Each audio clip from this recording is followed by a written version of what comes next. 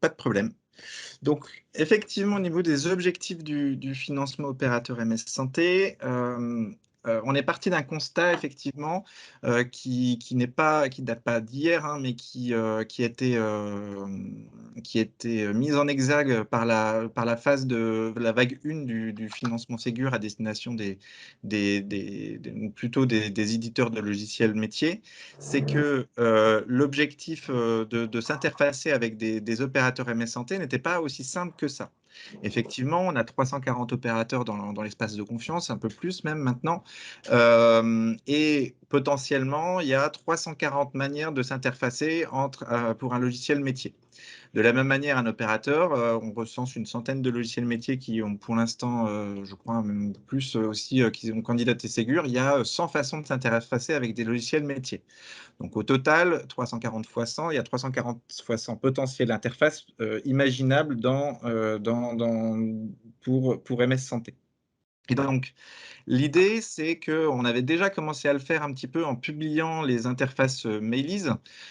L'idée, là, c'était effectivement de trouver une interface standard qu'on pourrait imposer aux opérateurs et qui sera ensuite imposée aux éditeurs pour faciliter effectivement l'intégration des messageries dans les outils métiers via cette nouvelle API.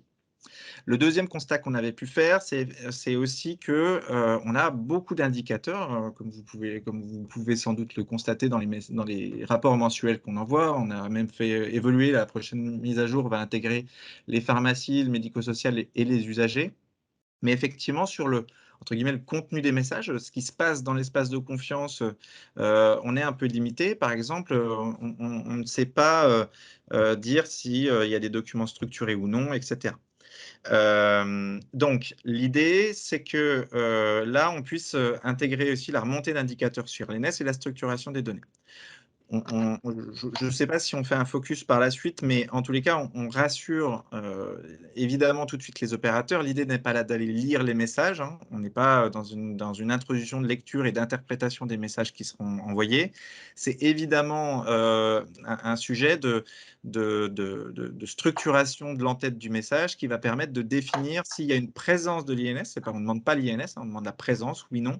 Et puis, quelle est la structuration de la donnée mise en pièce jointe. On n'est pas à vous demander d'aller lire les messages à l'intérieur. Ça, c'est une barrière qu'on ne franchira pas et qui serait bénéfique pour personne et qui, en plus, serait très compliqué à mettre en place. Donc, on est vraiment sur une structuration de l'entête du message pour permettre des nouvelles remontées d'indicateurs. On pourra aussi même avoir des informations sur les logiciels qui sont compatibles avec cette nouvelle API, quels sont les logiciels utilisés, les versions, etc. Et enfin, le dernier point qu'on avait pu voir en constat, c'est que, je ne sais pas si vous avez, enfin, je pense que vous l'avez fait, j'espère que vous l'avez fait, c'est que si vous lisez le contrat V1, donc le contrat actuel opérateur, enfin celui sorti avant la sortie du V2 fin avril, c'est que en effet, la seule manière les audits sont très peu clairs sur leur périmètre, effectivement. Et l'autre bémol, c'est que si jamais on se rend compte dans un audit qu'il y a des non-conformités, les modalités de sanction, elles, sont assez binaires, si j'ose dire. On vous sort de l'espace de confiance unilatéralement. Ce qui nous semble un peu difficile, surtout au regard du nombre grandissant d'usagers, d'utilisateurs des solutions messagerie. Et en plus, il y a peu de transparence, effectivement, derrière sur le niveau de qualité de service des opérateurs. Donc l'idée, c'est qu'on adapte les modalités de régulation de l'espace de confiance au travers d'un nouveau contrat et de nouvelles informations dans le nouveau référentiel qui est sorti. Donc, ces travaux-là, qui se sont concentrés sur ces 3 grands objectifs, ils ont été menés par la Task Force Opérateur MS Santé et ils ont pu compter sur 13 opérateurs MS Santé et 15 éditeurs de logiciels. Je ne sais pas si vous vous souvenez, vous avez fait une invitation à participer. Donc, on remercie les 13 opérateurs MS Santé qui se sont mobilisés pour participer à ces échanges-là. Qu'est-ce que ça va apporter concrètement? Parce que c'est toujours ça qu'on essaie d'observer, c'est qu'est-ce que ça apporte concrètement pour les opérateurs, et pour l'ensemble de l'écosystème, ce type de financement. Pour les opérateurs, c'est l'adoption de cette API standard qui va globalement faciliter les déploiements pour vous, et puis la remontée de nouveaux indicateurs qui vont permettre aussi de mieux comprendre ce qui se passe et les besoins de vos utilisateurs. Pour les éditeurs de logiciels, c'est une simplification de l'interfaçage logiciel-service de messagerie, hein. On ne va pas se retrouver, on a vu des fois des montages à base de redirection automatique de messages pour pouvoir se conformer avec une interface déjà existante. Effectivement, ça, l'idée, c'est qu'on supprime ce type de mésusage et qu'on simplifie pour les éditeurs l'interfaçage avec vos solutions. Enfin, la standardisation de l'API va être également demandée dans la vague 2, parce qu'on vous demande de faire le travail là, mais il y a une vague 2 Ségur qui est en cours de préparation, et l'idée, c'est aussi qu'on demande aux éditeurs de faire le travail, sinon ils ne seront pas conformes avec cette vague 2. Et enfin, pour les structures et professionnels de santé, médico-sociaux et sociaux, hein, qui sont nos utilisateurs de base, là, pour eux, l'idée, c'est aussi de la simplification de l'usage, parce qu'on se rend compte que par manque d'interfaçage, le nombre de webmails qui sont utilisés, le nombre j'enregistre le document sur le bureau et ensuite je l'intègre dans mon webmail, pardon, c'est généralisé. Et donc, l'idée, c'est effectivement de simplifier l'usage de cette messagerie au travers de leur logiciel métier. Et surtout, c'est une donnée importante qu'on a déjà mis en place dans les autres Ségur, mais qui va se répéter là, c'est qu'on ne va pas faire de surcoût à l'utilisateur final, hein, des structures professionnelles de santé médico-sociale et sociale, au travers de cette migration. C'est une migration qui est financée par le programme Ségur, et donc tout ce périmètre-là doit être à coût constant pour l'utilisateur.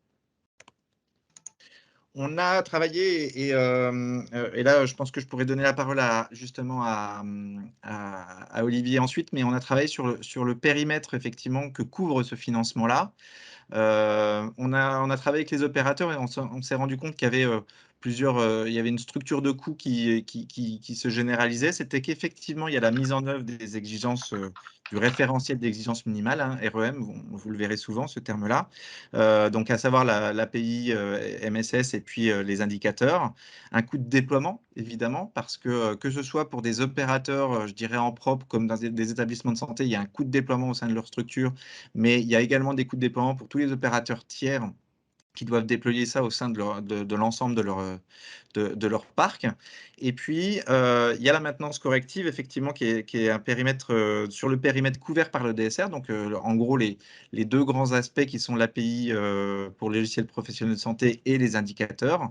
Et donc ça, justement, Olivier, peut-être que tu veux en dire deux mots, je ne sais pas, ou peut-être plus tard, hein, tu me diras. Mais effectivement, on avait travaillé au départ sur une durée de cette maintenance corrective, effectivement, mais on s'oriente là, et c'est ce qui est défini dans les dernières versions de l'AF, sur une durée qui serait dépendante de la durée du contrat opérateur V2, tout simplement. C'est-à-dire c'est que si vous recevez votre financement dans le cadre de cet appel à financement, vous aurez, la maintenance corrective sera couverte normalement sur tout le long terme de votre contrat opérateur V2. Je peux dire 2 mots, hein, si tu Oui, veux, Mathieu, je t'en en prie. plus de ça. Éventuellement, je ne sais pas si on pourra peut-être faire une pause et prendre les questions à ce moment-là parce que c'est peut-être un peu le nerf de la guerre. En gros, l'idée là, c'est de dire, voilà, on passe de la V1 à la V2, en termes de système, MS Santé. Il y aura peut-être une V3 ou une V4 un jour, dont acte. Là, ça sera des modifications substantielles, donc en gros, c'est pas du tout ce dont il est objet aujourd'hui.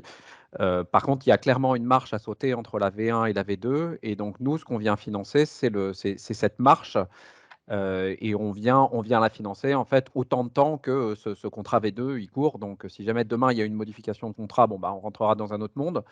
Mais en tout cas, là, ce qu'on vient financer, c'est la mise à niveau, pour que les boîtes aux lettres que vous déployez, soient conformes à la V2. Et donc dans cette idée de la maintenance corrective, donc c'est la maintenance corrective qui est strictement parlant sur le périmètre de cette marche d'escalier. Donc, vous pouvez, par ailleurs, éventuellement facturer de la maintenance, même si je pense que ça doit être très peu fréquent dans les modèles, économiques, des acteurs présents, mais éventuellement ça peut arriver. Et en tout cas, là, l'idée, c'est de dire, il n'y a pas d'évolution de prix, que ce soit de votre offre de base ou éventuellement, comme je le disais, de la maintenance, associée à cette migration V2. C'est-à-dire, c'est nous qui payons. Soit vous décidez que finalement, vous faites pas de messagerie V2 et vraisemblablement, vous ne ferez plus de messagerie tout court parce que la V1 va devenir obsolète très vite. Soit vous passez à la V2 avec ce qu'on vous paye et à ce moment-là, bah, il n'y a pas d'évolution de prix associée au passage à la V2. Soit bah, vous ne venez pas chercher le financement et à ce moment-là, vous vivez dans un monde qui est celui, bah, pour le coup, qui n'a rien à voir avec nous. Mais en tout cas, si vous êtes financé pour cette marche d'escalier, ce passage de V1 à la V2, à ce moment-là, ça ne doit pas se traduire par une évolution de prix, que ce soit sur l'offre de base ou sur la maintenance pour vos clients. Voilà, en gros, c'est ça l'esprit sur le côté prix payé et maintenance corrective. Et vous restez par ailleurs libre des prix que vous opérez avec vos clients. Et donc, si évolution il doit y avoir dans un mois ou dans 1 an ou dans 10 ans, ça reste de votre responsabilité. Par contre, elle ne peut pas se faire sur la justification d'une évolution de la V1 à la V2. Parce que ça, c'est justement la raison pour laquelle nous, on paye. Et il faut bien préciser, ce sujet-là, il s'adresse surtout aux opérateurs tiers finalement, c'est-à-dire aux opérateurs qui, hébergent et fournissent un service de messagerie pour des utilisateurs externes. C'est vrai que dans le cadre des établissements de santé qui opèrent pour eux-mêmes, globalement, il y aura entre guillemets «pour vos salariés, vos professionnels salariés», il y aura pas de surcoût à l'utilisation effectivement. Par contre, on le verra dans le modèle économique, qui a été retenu, c'est qu'évidemment, pour un établissement de santé, voir un opérateur tiers qui passe par un prestataire, à ce moment-là, effectivement, il y aura des coûts de mise en œuvre et de coûts de déploiement qui vont être, facturés par le prestataire et ça, justement, ces coûts-là sont vraiment pris en charge par le financement Ségur. Voilà. Je termine justement sur on fera peut-être une pause, à la fin du périmètre, justement en présentant le calendrier, juste après. Je termine juste sur un point qu'on a un peu simplifié effectivement, c'était sur la partie, livraison, sur la partie documentation et accompagnement.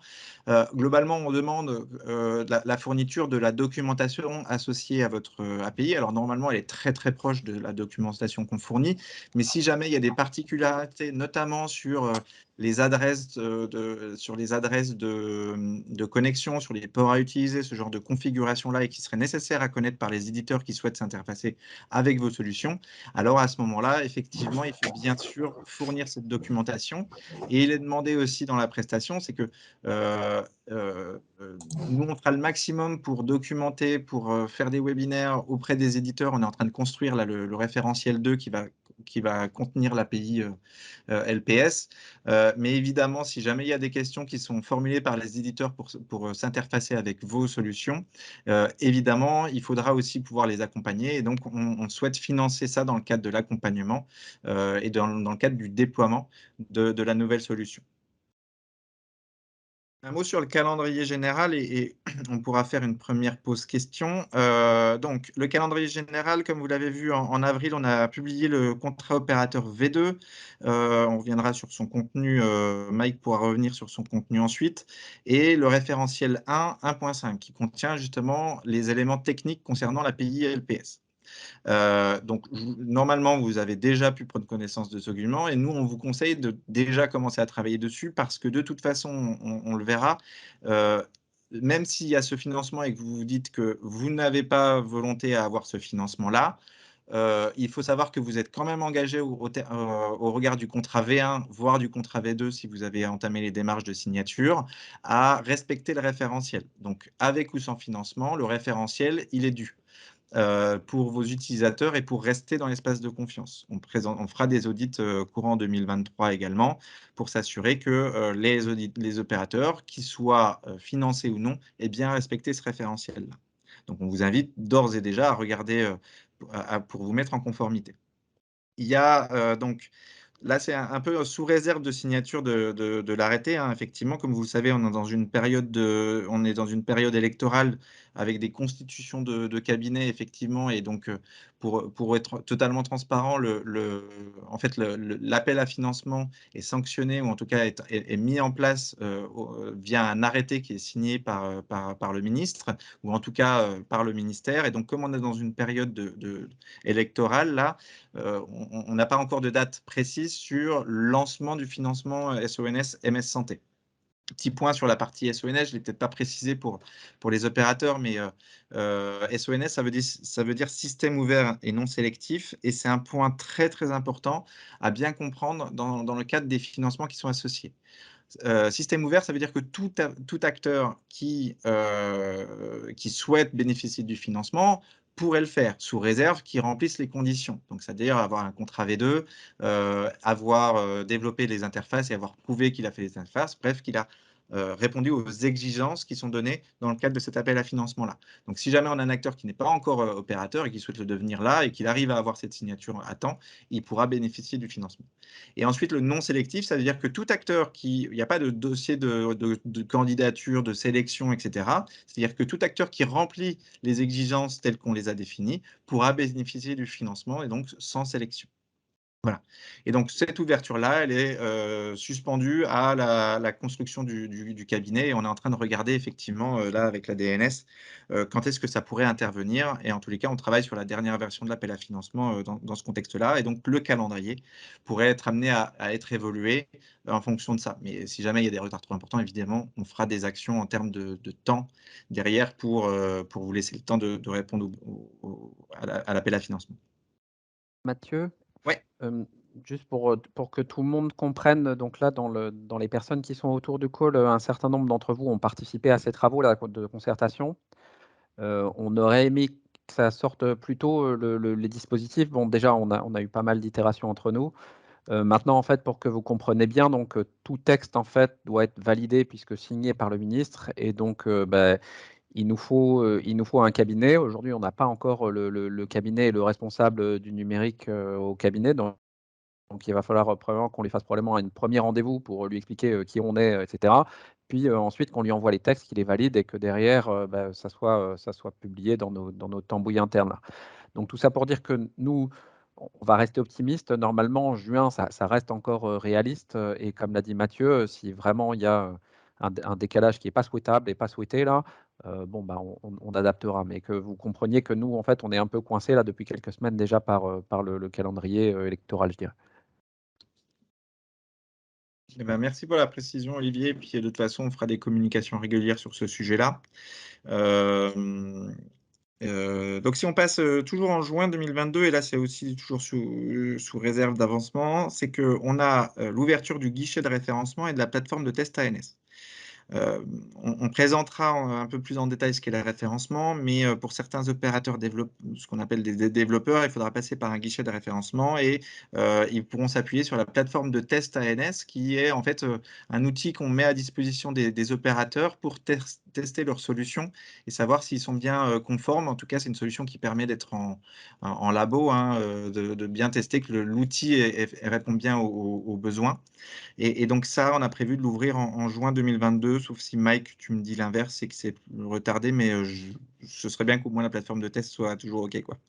Non, non, on est bien sur ce mi-juin pour la livraison de la plateforme de test.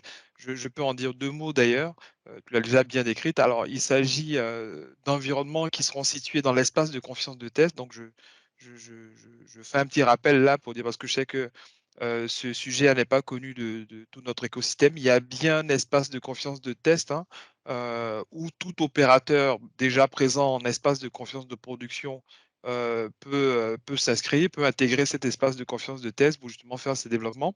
Et donc, cet environnement sera disponible et en fait va simuler un client de messagerie, d'accord, qu'il faudra accrocher avec l'API LPSDUI, justement, qu'on vous demande de mettre en œuvre sur vos interfaces. Et cet environnement a deux casquettes. Alors déjà, pour effectuer vos développements, ça c'est une chose. Et ensuite, il servira à tester votre conformité à un certain nombre d'exigences qui seront présentes, qui sont présentes déjà, hein, dans ce référentiel qui a été publié en avril. Et bien entendu, exigences présentes aussi dans le référentiel d'exigences minimum pour les financements. Voilà. Mais je confirme bien que les dates de livraison de cette plateforme sont maintenues pour mi-juin. Voilà, Mathieu. Eh ben, parfait. Parfait. En juillet 2022, l'ouverture de l'enrôlement et de la plateforme de financement donc, de l'ASP, l'Agence de services des paiements, qui est en gros notre organisme de paiement qui sera en charge effectivement de payer l'avance et le solde de ce financement et sur lequel il faudra vous enrôler à partir à partir de juillet et en fonction des documents dûment remplis effectivement que vous aurez pu récolter. Le 20 octobre 2020, donc on a fait évoluer les calendriers. On avait bien entendu les opérateurs, notamment de la task force, qui nous disaient que les premières estimations était un peu trop courte pour pouvoir postuler effectivement sur ce guichet de référencement. Donc, on a respecté le délai habituel de 6 mois qu'on mettait entre une sortie de référentiel et la fourniture d'un outil conforme. Là, évidemment, ce n'est pas la fin du financement, hein, c'est vraiment juste la partie de guichet de référencement. Il faut savoir que ça va ne concerner que les opérateurs qui développent eux-mêmes leur solution ou qui passent par un prestataire qui n'est pas opérateur. Mais par exemple, si je prends notamment le cas de beaucoup d'établissements de santé qui passent par un prestataire tiers pour obtenir le proxy MS Santé, le connecteur, et souvent, on le constate, hein, pour les établissements qui passent par un opérateur, par un prestataire qui est également opérateur, il n'y aura pas besoin de faire un référencement. Vous pourrez utiliser le référencement de votre opérateur tiers, de votre opérateur prestataire, pour être exact. Donc, et enfin, donc, le 15 décembre, c'est la fin de demande des avances. Et le 28 février, on l'a encore repoussé effectivement pour permettre un déploiement, pour permettre le déploiement, parce qu'on sait que les dates peuvent être un peu courtes et le temps de signature des devis, vous le verrez sur ce qu'on demande, le temps des demandes peut prendre un peu de temps. Donc, on a arrêté la fin des demandes de solde au 28 février. Déjà, sur cette partie-là, on a des questions. Des gens qui... Alors, qu'entendez-vous par accompagnement pour les éditeurs? En gros, l'accompagnement, ce qu'on avait un peu imaginé au départ, c'est qu'effectivement, il y a possibilité de mettre en place des tutoriels disponibles sur un lien qui serait potentiellement envoyé aux éditeurs qui souhaiteraient se renseigner sur comment s'interfacer avec votre solution. Je pensais, dans certains cas, pour des très gros opérateurs, ça peut être utile d'imaginer des webinaires, etc. En gros, l'idée, c'est qu'il y a aussi un point de contact pour les éditeurs qui ont des questions à poser. Après, on sait que dans certains contextes, effectivement, c'est pris en charge par des prestataires. Je pense notamment dans le cadre des GCS. C'est à voir à vous quel est le bon contact pour se renseigner sur votre offre de messagerie afin d'aiguiller les éditeurs et afin qu'ils puissent effectivement s'interfacer le plus facilement possible. Voilà. Mathieu, juste en attendant la question suivante, il me semble que dans la dernière version du doc qu'on a travaillé ensemble, on est resté sur le plus strict respect du Exactement. référentiel. L'objet étant, normalement, une conformité exacte au référentiel ne devrait pas poser de questions, en tout cas pas de questions qui est entre guillemets personnelle. Donc en gros, allez lire le manuel jusqu'à temps que vous compreniez, mais il ne devrait pas avoir à rentrer en contact avec vous pour se connecter sur vos boîtes ou vos serveurs, je ne sais pas comment on dit, si le référentiel est bien écrit et si vous y conformez strictement. Donc c'est pour ça qu'on ne va pas pousser plus que ça l'accompagnement. Voilà. Normalement, en fait, en tout cas, c'est notre but, hein. Ça, tu fais bien de le rappeler effectivement. Après, il peut y avoir quelques questionnements parce qu'on sait que malheureusement, c'est pas toujours une science exacte. Mais le respect, globalement, et c'est les premiers, on a hâte de pouvoir tester cette API en grandeur nature. On a déjà commencé sur Mailise, effectivement. L'idée, c'est qu'effectivement, on puisse au fur et à mesure adapter ça dans la communication, dans les informations qu'on peut transmettre. Mais si jamais il y a des informations de configuration qui seraient nécessaires ou des ajouts, et on souhaite l'éviter au maximum, c'est important que ça soit disponible. Je vois bonjour Arnaud. Quand on parle de fermeture de guichet de référencement, cela signifie dernier jour pour déposer un dossier de référencement où le dossier doit avoir été traité pour cette date. Non, c'est le dernier jour pour déposer le dossier guichet de référencement. Par contre, il y a une étape un peu avant et ça sera présent dans le DSR, le dossier de spécification de référencement, qui vous permet de vous enregistrer comme candidat à l'appel à financement. Et donc cet enregistrement, en fait, ça nous permet, nous, de faire un premier point sur qui va participer. Et comme ça, on attend vos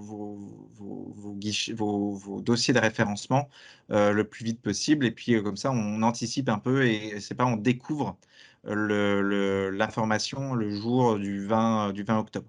Et derrière, pour information, nous, on s'engage sur une durée globalement maximum, sauf s'il y a des allers-retours et des choses compliquées, mais on a un délai, nous, de 6 semaines pour étudier ce dossier-là. On n'a pas voulu faire on peut comprendre que ça peut être long 6 semaines après tout le travail, mais il peut arriver qu'il y ait certains échanges, des allers-retours, et puis qui peuvent prolonger les échanges. Donc, anticipez bien le fait que globalement, vous pourriez avoir une réponse uniquement que 6 semaines après.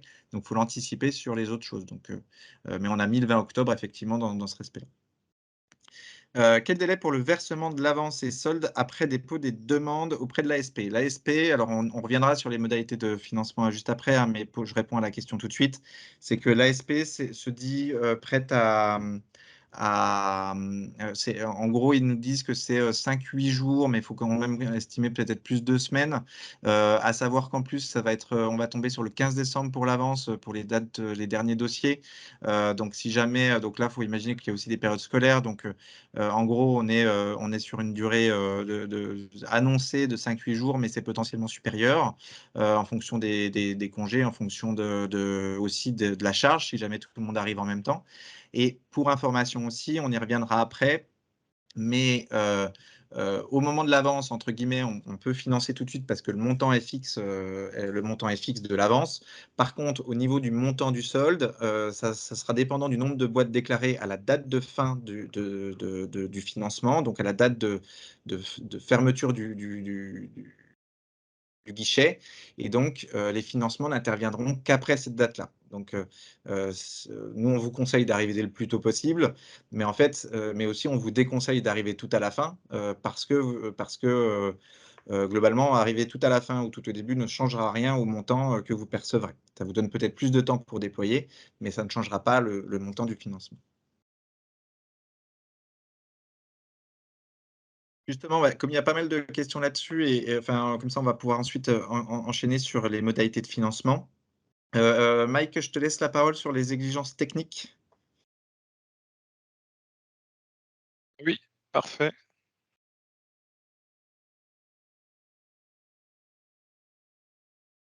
Eh bien, quand tu veux. Alors, désolé, avec le micro, ça marche mieux? Vous m'entendez là, j'imagine? Vous m'entendez mieux? Ouais, moi je t'entends bien en tout cas. OK, parfait. Oui, donc concernant les exigences, techniques, alors je pense que tout le monde l'a compris, hein, sujet principal et majeur, c'est l'API FPS D8.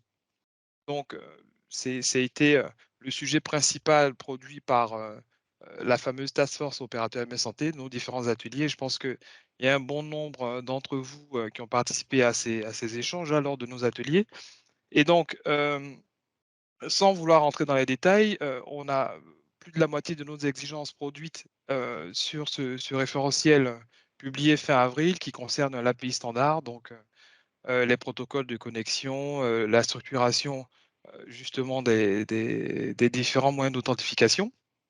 Donc bon, je vous laisserai prendre connaissance, de ces différentes exigences avec le référentiel. 2e sujet, introduit, Mathieu, en a parlé, il s'agit, de se doter d'indicateurs qui nous permettent, de piloter un peu les différentes, données, d'avoir une meilleure vision, devrais-je dire, sur les données qui transfèrent dans cet espace de confiance. Donc de nouveaux indicateurs, vont désormais enfin, demande de compléter votre fichier d'indicateurs que vous nous posez, mensuellement auprès des serveurs de l'ANS. Alors, il s'agit de 3 points qui concernent la présence d'un INS, le type de document structuré et en plus, on demande, aux clients de messagerie de rajouter leur NIL qui est le numéro d'identification logiciel, qui ouvre, des possibilités, côté opérateur. Donc, il faut préciser que de votre côté, le travail est assez minimal, hein, parce qu'on vous demande juste, de faire passe-plat. Ces données, ces indicateurs seront produits par les clients de messagerie, par la solution de messagerie, donc positionnés dans les entêtes des messages, qu'ils poussent. Donc aux opérateurs, on demande juste de récupérer, ces indicateurs et de les transférer dans les fichiers, que vous produisez mensuellement, hein. Donc ici, on parle uniquement, du fichier échange. Voilà. Alors sur la deuxième partie, vous parlez heu, des documents qu'on a produits, lors de ces task force là, donc vous avez sûrement dû entendre parler du REM, hein, le référentiel d'exigence minimale, hein, qui ici va parler de la mise à niveau technique, des exigences qui concernent la mise à niveau technique qu'il faudra produire sur vos services de messagerie, hein. Alors, ces exigences produites dans ce REM-là sont bien entendu intégrées au référentiel 1. Et pour ce couloir, enfin cette task force, pour ces financements, il y a le document chapeau qui est le DSR, hein, le dossier de spécification de référencement, qui va présenter, enfin qui va contenir déjà le REM, devrais-je dire, et aussi les exigences techniques, hein, et fonctionnelles. Effectivement, oui, c'est ça, pour justement être référencé dans ce service de messagerie. Alors Mathieu, si tu veux bien passer sur le truc après. Alors, ici, c'est une vue. Alors la vue est un peu chargée, mais en résumé, c'est un peu cette API LPS qui a été produite, hein, lors de nos différentes exigences. Donc en haut à gauche, on représente un peu l'espace de confiance et sa structuration. Donc vous avez, vous opérateur, hein, que vous avez sur la partie de droite, voilà, l'espace de confiance, la liste blanche, l'annuaire santé et le référentiel. Et à gauche, vous avez les solutions de messagerie, les clients de messagerie qui, désormais, en tout cas c'est notre souhait, devront s'interfacer à vos portails avec cette API LPS. Donc en bas à droite, on rentre un peu plus dans les détails de l'API LPS. Alors à gauche, une fois de plus, vous avez les clients de messagerie, hein, vous avez le carré à gauche qui représente les LPS D8. À droite, on parle de vos interfaces. Et au milieu, vous avez deux flèches qui représentent un peu les MIE qui seront utilisés avec cette API LPS-D8. Alors, point très important, hein, qui est introduit par cette API LPS, ben, c'est l'arrivée de Pro Santé Connect, donc, qui permet d'identifier les acteurs, les PS, hein, à l'aide des ICPS. Alors, il faut garder en tête que la CPS est toujours possible, hein, bien entendu, en lien avec PSC. Donc ici, on parle des balles avec des acteurs humains derrière, mais bien entendu, surtout pour le périmètre hôpital, les balles applicatives pourraient être accédées à travers un certificat ORG. Un certificat ORG, devrais-je dire. Donc, c'est j'ai envie de dire la deuxième casquette de cette API LPS. Alors, il y a un point important à souligner aussi, est que avec l'introduction de cette API LPS, notre but n'est pas de faire décommissionner vos interfaces, vos API, devrais-je dire, propriétaires. Donc, on demande qu'elles existent, qu'elles restent voilà, utilisées, bien entendu dans le respect des normes que promeut l'ANS, mais cependant, comme il est dit, hein, avec la signature du contrat V2, on demandera à tous les opérateurs d'avoir à côté des interfaces historiques qu'ils auraient pu développer, la présence de l'API LPS. Alors, en bas, si tu veux bien revenir, je veux donner un petit mot rapide. En bas à gauche, hein, voilà, ce sont les caractéristiques principales de l'API LPS, hein, et ce que, on va dire, les protocoles sur lesquels l'API s'appuie. Donc, on est allé sur de l'IMAP SMTP, plus du TLS. Pro Santé Connect, comme j'ai dit tout à l'heure, alors il faut savoir que il y a les sujets CIBA qui arrivent. Alors, on a eu un échange dernièrement avec les équipes PSC et on nous parle d'une mise en production plus tard pour la rentrée prochaine. Voilà.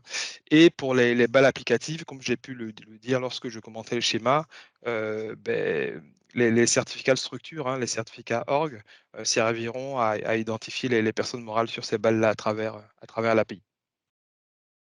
Si tu veux bien passer, Mathieu. Alors, là, Mathieu, je ne sais pas si tu veux que je commente celle-là. Oui, On bah, parle un vas-y, peu et du. puis J'y vais, je d'accord, très bien. compléterai si besoin, ouais. D'accord, très bien. Donc, on a parlé technique, donc, sur le périmètre du référentiel. Là, on parle un peu de la mise à jour, hein, les évolutions contractuelles liées au contrat. Donc, ce nouveau contrat V2 apporte quelques évolutions. Alors, la première, Mathieu l'a un peu décrit, c'est le renforcement des sanctions. Alors, avant même de parler de renforcement, c'est parler un peu de flexibilité. on se muscle un peu sur le sujet des sanctions, c'est-à-dire avant, historiquement, on n'avait qu'un seul moyen de réprimander les opérateurs indélicats, ceux qui n'étaient pas alignés avec nos référentiels, ben, c'était le bouton rouge, hein, la bombe atomique, si je peux dire, c'était sortir l'opérateur de l'espace de confiance. Donc il faut savoir que, bien entendu, c'était une arme très peu malléable qu'on n'a jamais utilisée, hein, historiquement. Et donc, pour réparer un peu ça, pour évoluer sur ce sujet, ben, on se dote de sanctions graduées lorsque, à la suite d'audit, ben, les opérateurs ou un opérateur ne se met pas conforme à la suite du délai qui lui sera imparti. Voilà. Autre chose aussi, qui on va dire qu'on respecte désormais une logique, hein. Avant, les nouveaux opérateurs, qui frappaient à la porte de l'espace de confiance, bah, étaient intégrés directement en l'espace de production, ce qui n'était pas très logique. Ils faisaient leur premier test d'accrochage avec les différentes interfaces directement dans l'espace de production. Ben, avec ce nouveau contrat, on modifie cette manière de faire. Désormais, les nouveaux opérateurs arrivent dans un premier temps en espace de confiance de test, puis ils passent sur ben, les bancs d'essai, hein, les bancs de test, hein, le fameux outil de test dont on a parlé tout à l'heure. Ils nous produisent un compte rendu de conformité avant que ceux-ci soient intégrés définitivement en espace de confiance de production. Donc, avec ça, ça me fait une belle passerelle. On parle des modalités de contrôle. Voilà. Avant, on avait un seul audit, hein, qui était assez lourd, hein, assez chronophage. Ben, on est beaucoup plus flexible avec l'arrivée de cette plateforme de test. Et à côté de cela, on va aussi se doter de moyens de monitorer l'espace de confiance. Et donc, on va parler un peu de disponibilité et de paramétrage sur les interfaces que vous exposez. Alors, je précise, on ne parle pas ici de contrôle ou de test de charge. C'est vraiment, on est sûr du périmètre du ping, hein. C'est juste voir si les interfaces exposées sont up et si certaines données présentées dans les certificats sont bons. Voilà, c'est pas, on ne parle pas de test de charge ou d'intrusion. Voilà. Notre but n'est pas de créer de l'indispo sur vos interfaces. Et pour terminer, ben aussi, on apporte de la flexibilité, hein, au niveau des différentes possibilités de résiliation du contrat qu'on avait. Auparavant, en tout cas avant le 22 avril dernier, on avait, pour dire ça rapidement, pas de moyen de résilier un contrat signé avec un opérateur. Donc désormais, avec ces nouvelles modalités d'intégration, de contrôle de sanctions, ben, on a de nouvelles possibilités d'arrêter un contrat avec un opérateur. Et pour finir, ben, ici, c'est un résumé un peu, hein, de cette mise à jour, du référentiel. Alors, un résumé qui est en lien avec l'évolution du contrat, ben, les détails de ce que j'ai pu vous citer au-dessus, donc c'est-à-dire la nouvelle procédure d'intégration, les nouvelles modalités de contrôle et les nouvelles procédures de sanction, ben, font partie des mises à jour qu'intègre le référentiel 1, en plus des détails de l'API LPS. Mathieu, si tu veux bien passer. C'était tout pour cette partie-là. Alors, je ne sais pas s'il y a des questions ou pas, ou si peut-être qu'on les prend après, mais bon. Bon, on va les prendre maintenant, comme ça, ce sera fait. On verra. Alors, bonjour, quand on parle, donc ça c'est fait, quel délai ça c'est fait, et bah, il n'y avait pas d'autres questions, donc parfait. Bah, si jamais il y en a, n'hésitez pas sur les exigences. Totalement. On y reviendra si jamais il y a les questions. Bon, Très bien. bah, merci Mike. Nous, on est assez fiers, en fait, pour tout vous dire, du résultat des travaux sur au moins cette API. En vrai, en plus, l'introduction de ProSanté Connect, c'était pas évident dès le départ. On a bien travaillé avec l'ensemble des opérateurs. Vous avez pu participer aux ateliers. Donc, en vrai, on est plutôt très content là d'avoir pu sortir quelque chose. Donc, on espère vraiment, bon, globalement, d'un point de vue informatique, aujourd'hui, on pense qu'il y aura n'y a pas de raison que ça ne marche pas, mais on a hâte que véritablement ça puisse se déployer. En tous les cas, ça va enlever une épine du pied une fois que ça sera mis en place de la plupart des gens de l'écosystème, et ça va permettre non seulement plus d'équipements, mais en plus d'usages. Donc, ça me permet de donner un petit coup de chapeau là, à Mike et puis à Edouard Brice, que vous connaissez par ailleurs, qui n'a pas pu être présent. Mais en tous les cas, on est assez content là, du travail qui a pu être fait sur ce sujet-là, et on a hâte que vous puissiez la mettre en place. Et en tout cas, on se tient dispo si jamais il y a des problématiques de mise en œuvre ou d'interprétation du référentiel, pour qu'on le précise, soit directement dans le référentiel. On n'en sortira pas une nouvelle version tout de suite, mais comme vous savez, c'est à peu près une tous les ans. Mais en tout cas, si vous allez dans des FAQ, dans des choses comme ça qui accompagnent le référentiel, on le fera volontiers. Bon, on va parler maintenant d'argent. Donc du coup, on va parler de combien vous allez pouvoir, combien vous allez pouvoir bénéficier via ce modèle-là. Avant de rentrer dans le détail, on avait, juste pour vous dire qu'on avait étudié quand même pas mal de modalités techniques, en tout cas de modalités de financement différentes, donc à la balle, au nom de domaine, au nombre d'instances, au nombre d'utilisateurs, au nombre de messages même effectivement. Et puis, donc on a un peu retravaillé effectivement tout ça en se concentrant sur ce qu'on payait et les difficultés de déploiement qui étaient les plus communes à l'ensemble des opérateurs.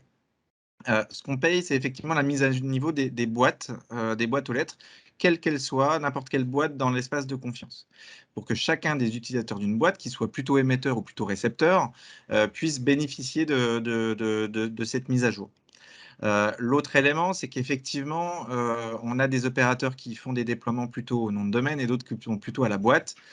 Nous, on se rend bien compte que la difficulté, mine de rien, le dénominateur commun du financement est quand même la boîte aux lettres en tant que telle. D'autant plus qu'il y a des différences techniques selon les types de boîtes et des difficultés différentes de déploiement. Donc, vous m'avez vu venir. Le modèle de financement, il se base sur deux choses. Sur le nombre de boîtes et le type de boîte déclarée dans l'annuaire santé. Ça, c'est important à bien en avoir en tête. Donc, à savoir les boîtes applicatives, les boîtes organisationnelles et les boîtes personnelles. Et puis, la lettre B, là, qui représente un montant forfaitaire, qui couvre en fait la partie de l'installation et le déploiement, une partie du déploiement de ce service MS Santé chez l'opérateur. Donc, au niveau des tarifs, donc, on a mis là, ce sont bien sûr les tarifs hors taxe, auxquels, donc, parce que tous les opérateurs ne sont pas soumis au même niveau de TVA, et il y a des différences. Donc, en gros, donc, vous avez les montants là. Sur la boîte applicative, on est à 58,33 hors taxe. On est à 20,83 € sur la boîte org, 5 € sur la boîte personnelle, et donc 6 666,67 € hors taxe pour le montant B. De prime abord, effectivement, si c'est basé sur une TVA à 20%, donc en gros, on est sur du 8 000 € de montant forfaitaire. Effectivement, ça dépendra du contexte de TVA. Donc, pour atteindre ça, il faut savoir qu'on ne l'a pas sorti du chapeau tout seul. On avait fait plusieurs modèles avant. C'est quand même un nombre d'échanges avec les différents acteurs, les différents opérateurs. Et il y a aussi des formulaires, des demandes d'un peu de modèles économiques qui ont été faits. Donc aujourd'hui, on l'avait déjà présenté aux acteurs de la task force. On était à peu près sur un consensus autour de ce prix des boîtes. On sait qu'il y a des opérateurs qui vont être plus financés parce qu'ils ont plus de boîtes, effectivement, et d'autres qui seront moins financés, effectivement. Donc, on a mis un palier pour éviter une distorsion de la concurrence par rapport à des acteurs qui auraient beaucoup plus de boîtes et donc qui seraient potentiellement surfinancés. Donc, on a un montant plafonné de 250 000 € hors taxe. Donc, le montant du financement ne pourra pas dépasser ça. En pratique, qu'est-ce que ça donne? On a essayé d'avoir un peu différents modèles.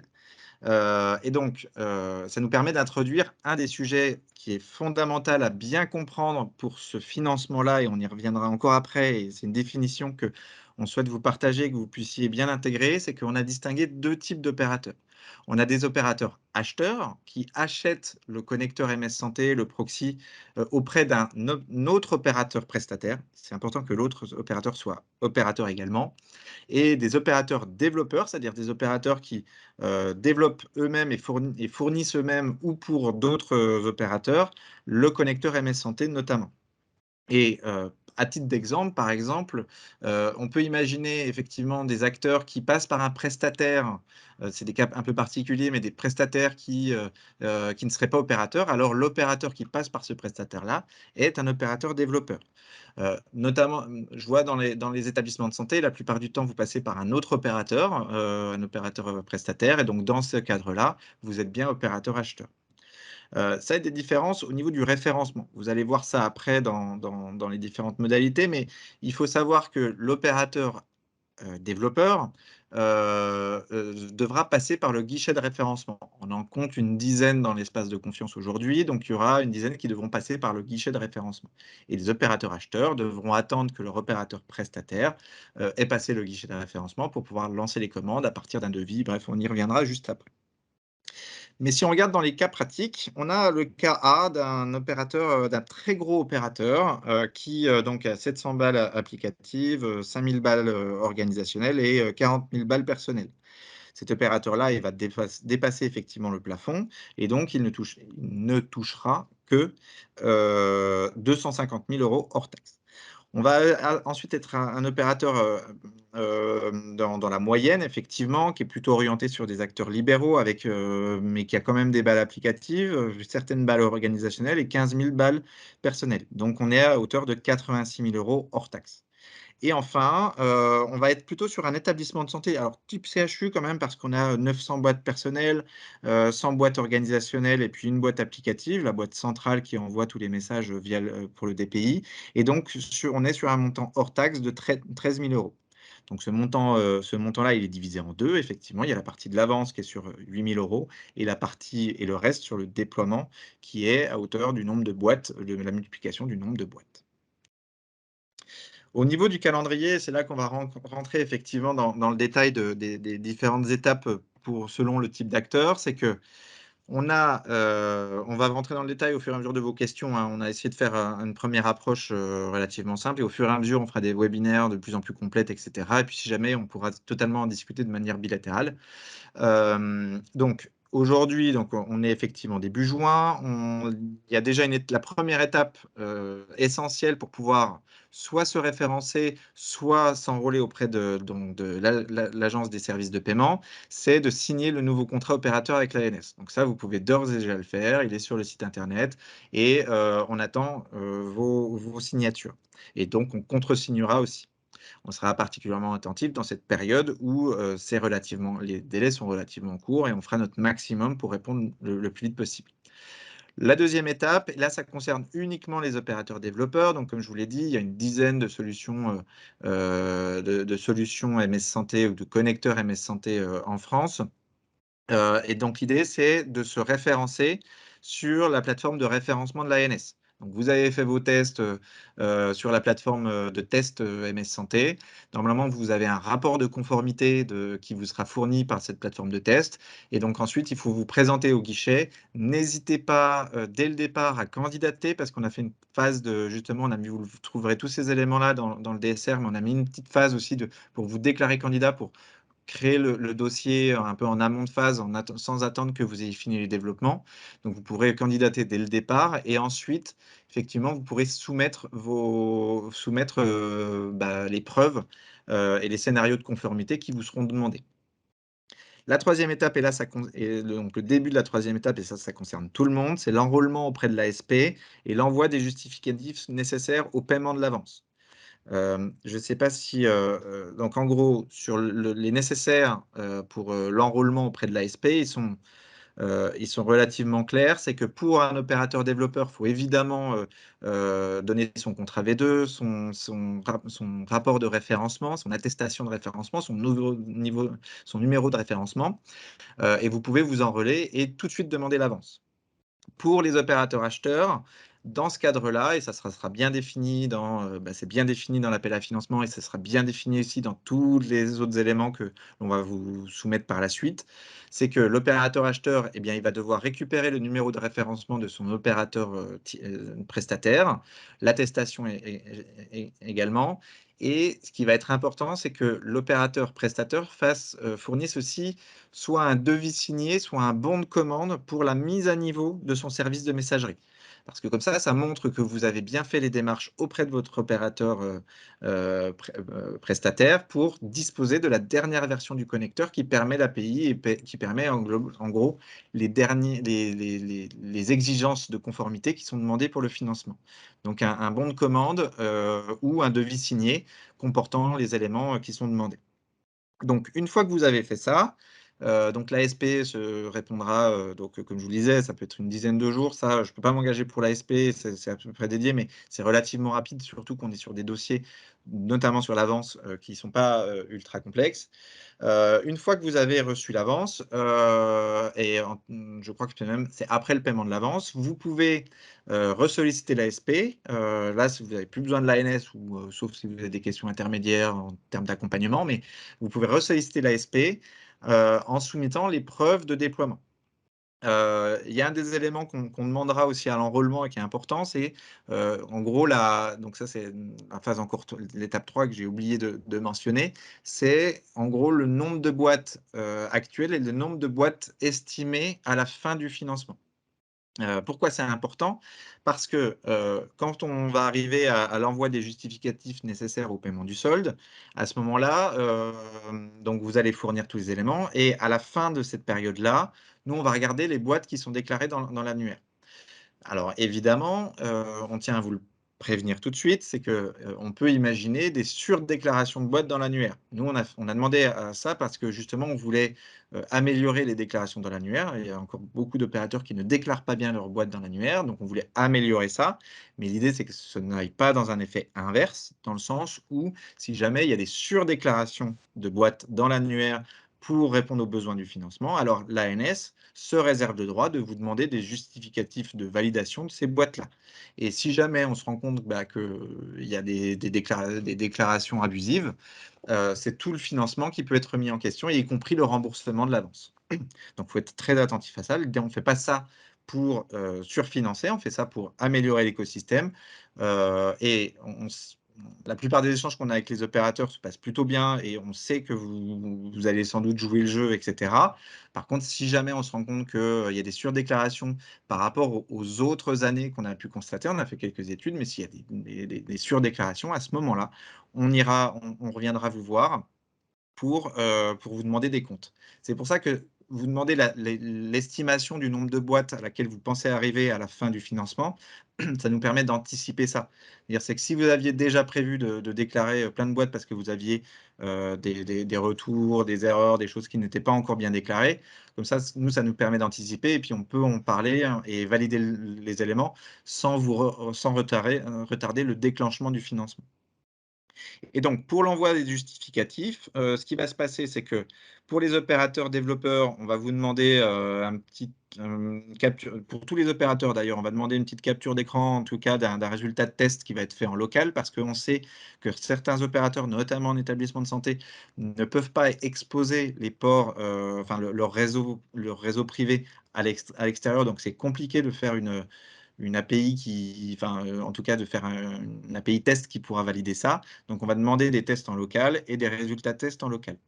Ensuite, une fois qu'on a ça, il va falloir aussi nous envoyer la facture payée pour les opérateurs développeurs, les opérateurs acheteurs, la facture payée. Ça veut dire qu'il y a bien eu une action qui a été réalisée par l'opérateur prestataire, et donc ça permet de valider le fait que le déploiement a bien été fait.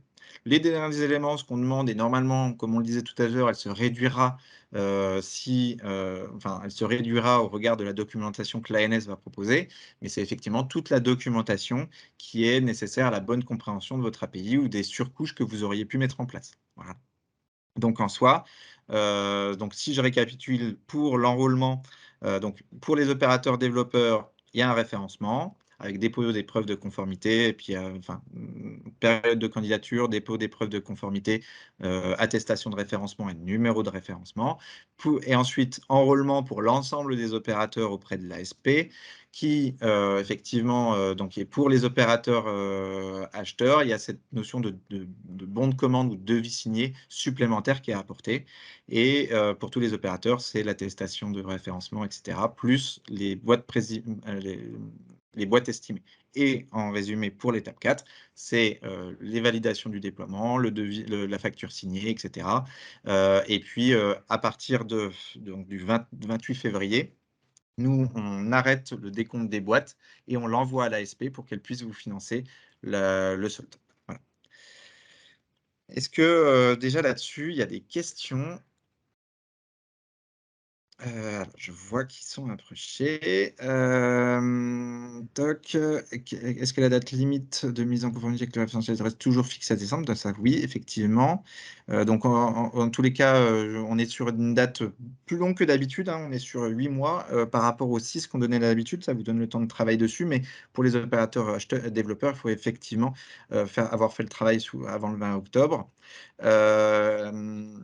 Donc, Monsieur Abirech, donc, est-ce que vous avez une liste exhaustive des opérateurs prestataires pour la mise à jour des balles MS Santé? Alors, exhaustive, je ne pourrais pas vous dire exactement, parce que, mais en gros, mais effectivement, en fait, il faudrait préciser cette question. Dans quel but vous auriez besoin de cette liste exhaustive Je peux d'opérateurs peut-être prestataires? apporter Ouais. une précision. Alors, on n'a pas de liste exhaustive des prestataires, mais on a une liste complète de nos opérateurs. Et retrouver les opérateurs prestataires, c'est assez simple. Ben, c'est ceux qui présentent plusieurs noms de domaine. Donc, je pourrais mettre dans le chat la liste de tous nos opérateurs. Alors, peut-être pour repréciser, je pense que parce que, un opérateur, même, acheteur peut avoir plusieurs noms de domaine. Et Oui, on le totalement. rencontre, voilà. Donc en fait, nous, ce qu'on sait juste, c'est que, en fait, c'est les modalités du connecteur qu'on retrouve, régulièrement chez d'autres opérateurs, en fait. Et donc voilà, après on ne va pas citer de nom effectivement, mais il y a globalement, si l'objectif de la question est de savoir est-ce que vous souhaiteriez voir d'autres opérateurs prestataires, qui pourraient vous fournir un autre connecteur que celui que vous avez actuellement, ça je pense qu'on pourra avoir tout à fait cette discussion dans un cadre d'accompagnement. On pourra vous en citer quelques-uns, à cet endroit-là, voilà. Est-ce que le référencement ANS doit être acté pour passer à l'étape 3? Alors oui, au départ, on ne voulait pas forcément le faire pour permettre d'éviter d'un embouteillage, mais effectivement, il est demandé en entrée à l'ASP de fournir l'attestation de référencement et le numéro de référencement. Donc, ce qui peut un peu simplifier les choses. Alors, on a demandé, en fait, on a demandé que dans le bon de commande, pour être sûr que c'est bien, pour les opérateurs acheteurs, qu'ils achètent bien la bonne chose, parce qu'effectivement, s'ils achètent une version qui n'est pas référencée, ça pose problème. Et donc, l'idée, c'est que dans le bon de commande, il y ait bien le numéro de référencement de l'opérateur ou de la solution de l'opérateur, plus exactement, et qu'il y ait l'attestation de référencement de l'opérateur. Pourquoi on fait ça? C'est pas pour retarder les choses. C'est que, imaginons que un établissement de santé qui passe par un opérateur prestataire lance le bon de commande pour la mise à niveau, mais que finalement l'opérateur prestataire n'est pas référencé. Ça veut dire que l'établissement de santé s'est engagé à payer une mise à jour qui ne sera pas référencée et donc sur lesquelles l'opérateur acheteur ne pourra pas bénéficier des financements. Donc c'est pour éviter un danger d'incompréhension entre l'opérateur acheteur et l'opérateur développeur et son opérateur prestataire qu'on a préféré sécuriser ça. Voilà.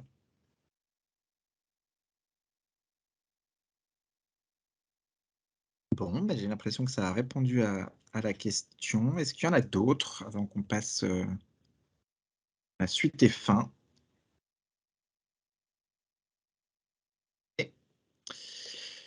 Alors, On va peut-être dire un petit mot sur les ressources à votre disposition. On a voulu là aussi, et comme d'habitude, hein, sur l'ensemble des actions Ségur, on joue la transparence parce que c'est suffisamment important pour que vous puissiez être bien informés de tous les échanges qu'on a pu avoir. Et on a mis sur le site mssanté.fr donc le lien vers l'ensemble des ressources produites par la Task Force MS Santé, les CR d'atelier notamment, mais vous retrouvez, comme à votre habitude, tous les éléments sur le référentiel 1.5, sur le contrat V2, sur le référentiel 2 en l'état où il est aujourd'hui. Il y a une nouvelle version qui devrait sortir en juin, en tout cas fin de premier semestre 2022. Donc il y a tous les éléments qui sont disponibles sur le site internet à ce niveau-là. Un lien vers la page Ségur opérateur MS Santé. Alors, on est encore en cours de construction parce qu'on est dans les dernières phases de rédaction de l'AF. Alors, à partir de la présentation qu'on a fait là aujourd'hui et des différentes remarques qu'on va recevoir par la suite, on va pouvoir vous présenter, on va pouvoir mettre en place cette page opérateur MS Santé sur le site du Ségur de la Santé, donc sur isanté.gouv. Et donc, ça va vous permettre aussi d'accéder, une fois qu'ils seront validés, peut-être qu'on les mettra en prépublication à voir, mais il faudra mettre bien une mention dans le document. On pourra peut-être le mettre en prépublication selon l'état d'avancement du document, mais sur l'appel à financement, le DSR et le référentiel d'exigence minimale qui ont été proposés. Petite information, et je ne sais plus si Mike l'a dit, hein, mais le référentiel d'exigence minimale, n'ayez pas peur, c'est exactement un extract du référentiel 1.5. Donc en fait, si vous êtes conforme avec le référentiel 1.5, globalement, vous êtes conforme avec le référentiel d'exigence minimale. Donc c'est pour ça qu'on dit de commencer à travailler sur le référentiel 1.5, il n'y aura pas de modification dans le REM, ça sera les mêmes exigences, c'est juste que dans les REM, on présente les scénarios de conformité, c'est-à-dire comment vous apportez les preuves que c'est bien mis en place. Et enfin, le dernier point, c'est le lien vers ce que je vous disais un peu au départ, c'est le lien vers le contrat opérateur V2 et référentiel 1, version 1.5 opérateur, qui sont disponibles et qui ne sont plus en concertation et qui ont été validés donc fin avril. Et a priori, on a plutôt des bons retours. On a pas, enfin, tu me diras le contraire, hein, Mike, mais je ne crois pas qu'on ait eu de points extrêmement bloquants dans cette phase de relecture par les opérateurs et d'appropriation par les opérateurs. Donc, je pense que les premiers tours sont plutôt positifs sur ce référentiel. Donc, ça nous donne de bonnes perspectives pour la suite. Non, non, je confirme bien, on a eu quelques retours, mais rien sur les points structurants comme l'API LPS ou les évolutions au niveau du contrat. Voilà, on a eu quelques remarques d'ailleurs qui nous ont bien aidés à modifier, à changer certaines choses, mais rien de structurant, comme je dis. Et donc voilà, donc on vous remercie pour votre attention et si vous avez des questions, n'hésitez pas à nous les transmettre, les poser. C'est le moment, on a un peu de temps devant nous. Oui, Corinne, on va envoyer le support, on l'enverra de manière un peu plus simple que ce qu'on a fait là et on espère qu'il sera bien adossé, plus qu'en tout cas les liens de connexion. On a bien compris la leçon. Voilà. Et oui, on mettra le lien vers la vidéo. Ouais.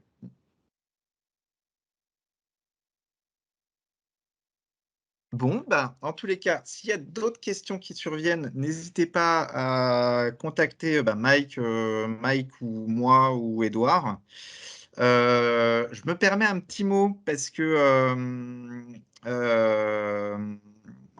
bon, pour le lien vers la plateforme de référencement, on va le confirmer effectivement. On va le confirmer après. Il est en cours de se mettre en place et on le communiquera largement dès qu'il sera connu. Mais globalement, je ne sais pas si vous avez connu la partie,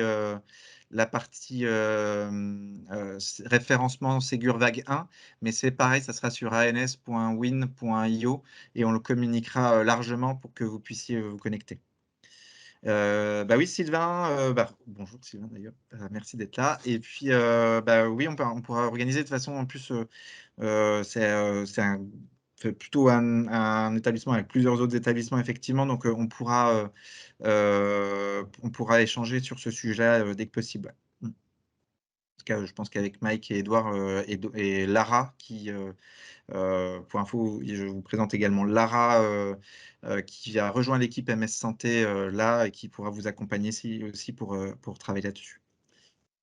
Ça marche, Sylvain. Et donc, notre établissement est opérateur MS Santé, mais on utilise les services fournis par un éditeur tiers. Est-ce à l'éditeur de faire les démarches nécessaires pour se mettre en conformité? Alors, c'est tout le point justement des opérateurs développeurs et d'opérateurs acheteurs. Vous êtes opérateur, donc ça, il n'y a pas de problème. Et la première question qu'il faut se poser, c'est est-ce que votre éditeur, l'éditeur tiers, est opérateur également?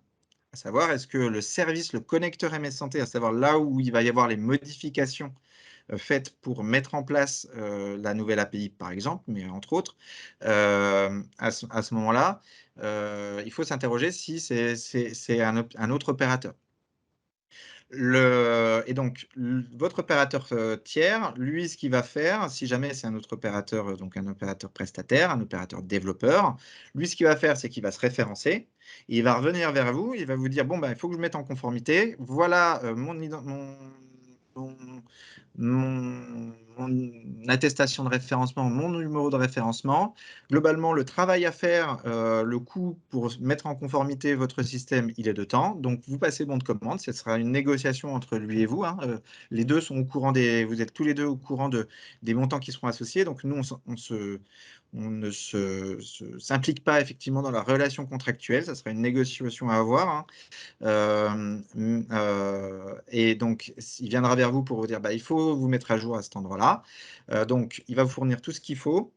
Et à ce moment-là, vous allez voir, une fois que vous avez le bon de commande ou le devis signé, vous allez voir l'ASP, donc l'Agence de service des paiements.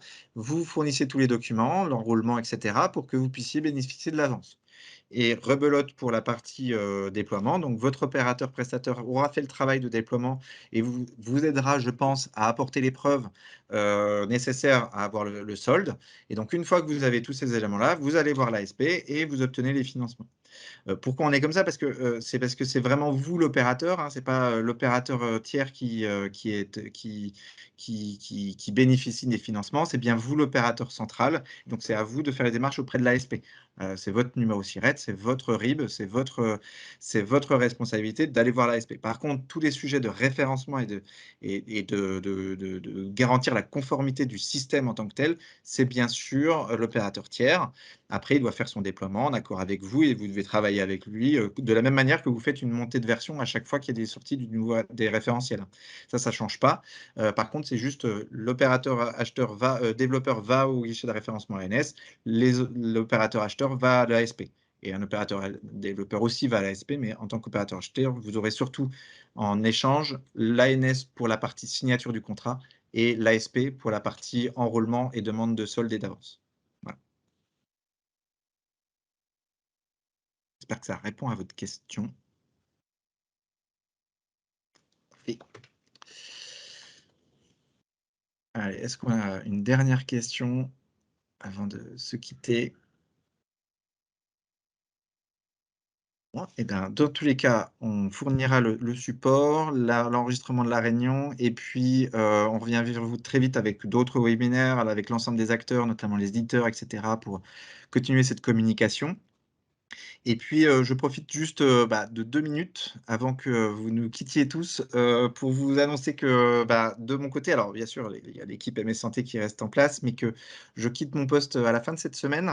Je me permets de le faire parce que c'est un projet sur lequel je travaille depuis 4 ans. MS Santé, j'ai adoré travailler avec l'ensemble des acteurs et avec les opérateurs. J'espère avoir pu défendre les intérêts des opérateurs, qu'ils soient publics, privés ou autres, du mieux possible pour qu'on puisse faire évoluer les choses autour de la messagerie. J'ai regardé avec attention chaque mois les indicateurs et je voyais que les opérateurs faisaient vraiment le travail. Donc, merci beaucoup de votre de tout le temps qu'on a pu passer ensemble. Ça fait un petit truc au cœur de quitter un projet comme celui d'MS Santé.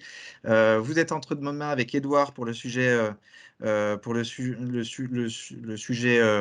Task Force plus particulièrement, et puis Mike également. Sur le sujet de régulation de l'espace de confiance, c'est toujours Edouard et Mike qui seront présents, mais ils lisent aussi. Pour la partie déploiement, vous connaissez sans doute Anne Laurin et Anne Benayoun, donc l'équipe est bien là. Il y aura un remplaçant, effectivement. Mais en tous les cas, je voulais vraiment vous dire avec émotion que j'ai apprécié ces 4 ans de travail avec vous et tout le temps passé à construire des référentiels et à envoyer des mails. C'était cool, quoi, juste pour ça. Et donc, je vous souhaite tous bon courage et hâte qu'on dépasse. On avait dit en 2022, on dépasserait les 10 millions. On les a dépassés en 2021. Donc, si on continue comme ça, on peut imaginer 200, 300, 400, 500 millions à horizon de 2023-2025. Voilà. Au niveau mensuel, hein, évidemment, il faut bien préciser. Merci à tous et puis je vous souhaite une bonne fin de journée et puis à bientôt en tous les cas.